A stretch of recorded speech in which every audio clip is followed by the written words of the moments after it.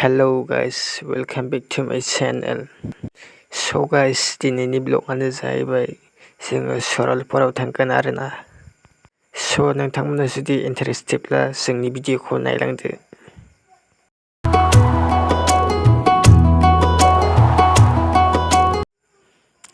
जोङो दा दिपुआव थाव सोनो लाग्रोबाय आरो नै जोङो खारायगाव मोनबाय, बिसमुरि मोनबाय जों।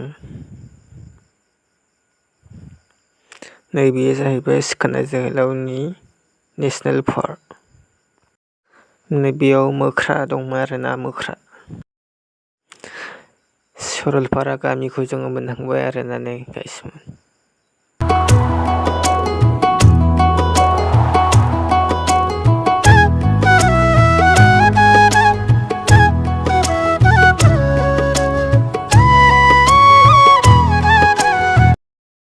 फाइनालि जों फैनाय जायगायाव मोनफैबाय आरोना नै गाइसमोन, सरलपारायाव।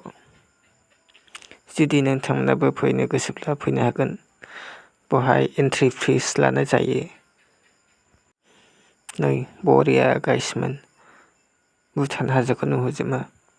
आइ लाभ सरलपारा। बे सरलपारायावनो गोबां दखानबो होसै आरोना। आङो बेजों सेकेन्ड टाइम जाबाय आरोना थांनाया।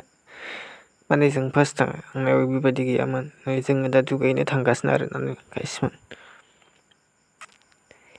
अखा हादोंमोन आरो दैया एसे गेन्दा जादोंमोन।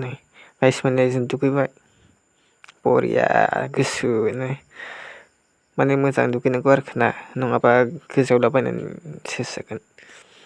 अन्थायाबो गोगोम गिदिर गिदिर दं आरोना। फैनायजों लोगोसे जोंबो रिल्स बानायालाबानो थानो हाखाया गाइसमोन। ओरैबायदि रिल्स बानायनो अन्थायाव सुथुना गोग्लैनोसैमोन आरोना गाइसमोन। स' नोंथांमोना मिनिनो हागौ नुनानै। स' नोंथांमोना कमेन्टआव खोन्थाबानो जाबाय माबायदि नुदों। जोङो साबा थांदों आरोना, बिसोरनो लोगोफ्रा। थेंक इउ स' माच आंनि भिडिअखौ जोबजासिम नायनायनि थाखाय।